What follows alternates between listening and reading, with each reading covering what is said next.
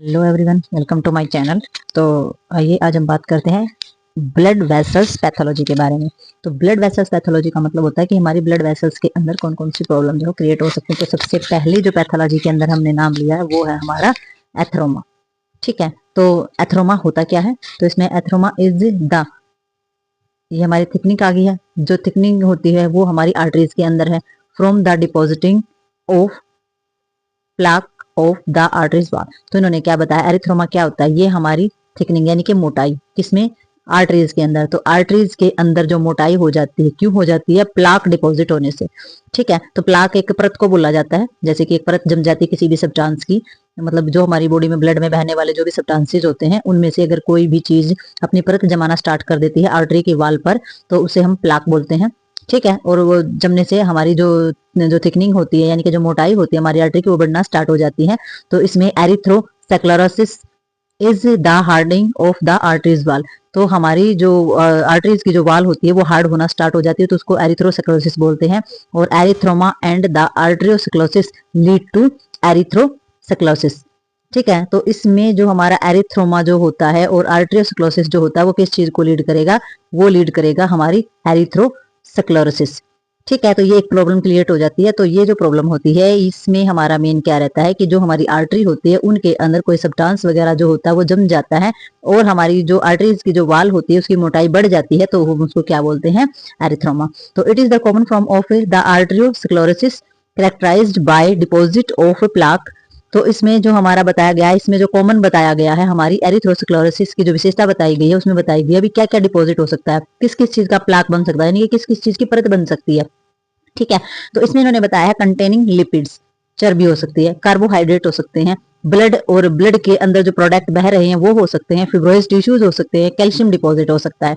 ठीक है, तो ये सारी जो चीजें हैं ये हमारी ब्लड वेसल्स के अंदर अगर परत बनाना स्टार्ट कर देती हैं तो हमारी कौन सी प्रॉब्लम हो जाती है? हमारी एरिथ्रोमा हो जाती है। इसको एरिथ्रोमस बोला जाता है क्योंकि ये जो सारे प्लाक है ये एरिथ्रोमस बोले जाते हैं। ठीक है, these plaque are found in the intima of large and medium size artery. तो इन्होंने बताया जितनी भी प्लाक, जितनी भी ये परत होती हैं ये हमारी कहाँ पाई जाती हैं? ये हमारी टीमा की लार्ज वेसल्स होती हैं हमारी, या फिर मीडियम साइज की जो हमारी आर्टरीज होती हैं उनके अंदर ये प्लाक पाए जाते हैं। तो पता चल गया कि प्लाक किन किन चीजों के हो सकते हैं। और हमारी आर्टरी के अंदर पाए जाने वाला जो प्लाक यानी कि जो परत होती है उससे हमारी जो आर्टरी होती है उसकी मोटाई बढ़ जाती है, तो उसे हम क्या बोलते हैं? एरिथ्रोमा। तो आइए आगे देखते हैं इनके सिम्टम क्या होते हैं। तो अब हम इसमें देखते हैं, इन्होंने बताया सिम्टम्स ऑफ एथ्रोमा। तो इसमें कौन कौन से सिम्टम दिखाई देते हैं, कौन कौन सी लिस्ट होती है साइन और सिम्टम्स जो है उसमें एरिथ्रोमा में क्या क्या, एथ्रोमा में कौन कौन सी चीजें इंक्लूड की गई हैं। तो सबसे पहले लिस्टेड में हमारा सबसे पहले जो सिम्टम दिखाई देता है चेस्ट पेन। ठीक है, तो हमारे चेस्ट में दर्द रहना स्टार्ट हो जाएगा। दूसरा शॉर्टनेस ऑफ बर्थ, हम जो सांस लेते हैं वो छोटी सांस आएगी, सांस खिंच के आएगी, सांस लेने में हमें प्रॉब्लम होगी। ठीक है, थर्ड इसके अंदर क्या आता है? कॉन्ट्रैक्शंस। तो कॉन्ट्रैक्शंस क्या? जब हमारी जो वाल होती है आर्टरी की, अगर उसकी परत में कुछ जम जाएगा और वो दीवार जो है मोटी हो जाएगी तो उसमें कॉन्ट्रैक्शंस करने की प्रॉब्लम आएगी। ठीक है, तो वो कॉन्ट्रैक्ट नहीं हो पाएगी। ठीक है, नंबर 4 में आ जाता है हमारा डिक्रीज इन पेरिफेरल पल्स। तो हमारी जो पल्स होती है तो वो डिक्रीज होना स्टार्ट हो जाती है। ठीक है, पल्स जो है वो डिक्रीज यानी कि कम होना स्टार्ट हो जाएगी, बाहर की जो पल्स होती है वो हमारी डिक्रीज हो जाएगी। ठीक है, तो आगे हम देखते हैं।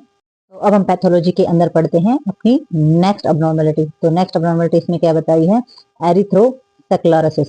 तो एरिथ्रोसेक्लेरोसिस इज डिफाइंड द स्टिफनिंग और हार्डनिंग और द आर्टरी, जो हमारी आर्टरियल्स वॉल्स। तो इन्होंने बताया है कि हमारी एरिथ्रोसेक्लेरोसिस जो डिफाइन की गई उसमें क्या बताया गया कि हमारी जो आर्टरी की वाल जो है वो क्या हो जाती है? स्टिफनेस उनके अंदर आ जाती है और हार्ड, वो सख्त भी हो जाती हैं, और बहुत ही उसके अंदर मतलब कि एक कड़ापन जो होता है वो आ जाता है, स्टिफ हो जाती हैं, जाम लग जाता है एक तरीके का, और हार्ड हो जाती हैं। ठीक है, artery are blood vessels that carry healthy oxygen and nutrient rich blood to the various peripheral organ to the body. तो इन्होंने बताया कि जो आर्टरी होती है वो हमारी जो होती है वो ब्लड लेकर के जाती है एक मतलब कि हेल्दी, हमारा जो ऑक्सीजन और न्यूट्रिशन से जो भरा हुआ जो ब्लड होता है उसको पेरिफेरल ऑर्गन, जो हमारे बाहर के ऑर्गन होते हैं बॉडी के, वहां तक पहुंचाने का काम करती है।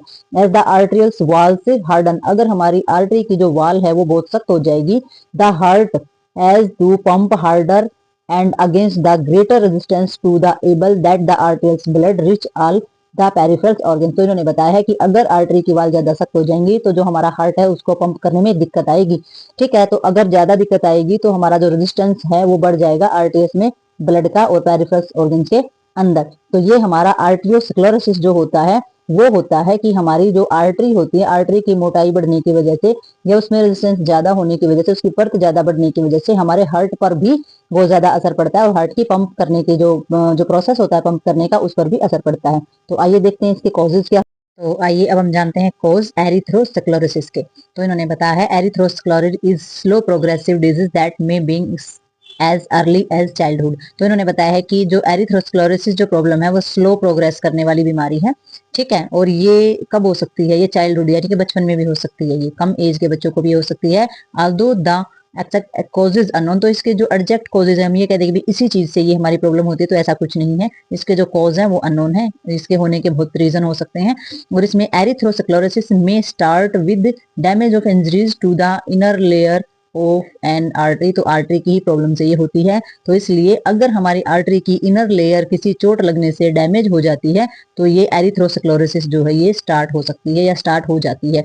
द डैमेज में बी कॉज बाय, और डैमेज होने की जो रीजन होते हैं या इसके अलावा भी कोई जो कॉज होते हैं वो कौन कौन से होते हैं, हाई ब्लड प्रेशर, ठीक है। हाई ब्लड प्रेशर रहने की वजह से ये प्रॉब्लम क्रिएट हो सकती है। और हाई कोलेस्ट्रॉल से often of the getting too much cholesterol and the saturated fat in the your diet. अगर आपकी जो डाइट के अंदर आप ज्यादा कोलेस्ट्रॉल आपका बढ़ रहा है, ठीक है, और आपने ज्यादा से ज्यादा जो कोलेस्ट्रॉल से सैचुरेटेड फैट्स वगैरह जो होता है अगर वो अपनी डाइट के अंदर ज्यादा ले रहे हैं, ठीक है, ज्यादा मात्रा में आप ये डाइट के अंदर जो कोलेस्ट्रॉल और फैट की जो चीजें जो ज्यादा ले रहे हैं, तो उसकी वजह से भी आपको प्रॉब्लम क्रिएट हो सकती है क्योंकि वो जमना स्टार्ट हो जाता है आर्टरी की वाल के ऊपर, ठीक है। तीसरा इन्होंने बताया smoke and other sources of nicotines, nicotines वगैरह जैसे तंबाकू वगैरह ऐसी चीजें होती है, स्मोक वगैरह आप करते हैं तो उसकी वजह से भी हो सकता है, उसमें टार जैसे जम जाता है। और हमारा डायबिटीज जो शुगर की जो प्रॉब्लम्स होती है, अगर इस तरीके की कोई चीज ये कोजेज रहते हैं, ये कारण रहते हैं हमारी किसके, एरिथ्रोस्क्लेरोसिस के, ठीक है। तो आपने पता चला कि एरिथ्रोस्क्लेरोसिस हमारी होती क्या है पैथोलॉजी के अंदर। तो आई होप आपको ये समझ में आया हो। तो मिलते हैं किसी नई वीडियो में नए टॉपिक के साथ। तो ये दो पैथोलॉजी, दो हमारे ब्लड वेसल्स की जो डिजीज होती हैं यानी कि एबनॉर्मलिटी होती है, उनका आपको पता चला है। तो आइए मिलते हैं किसी नई वीडियो में, बाय।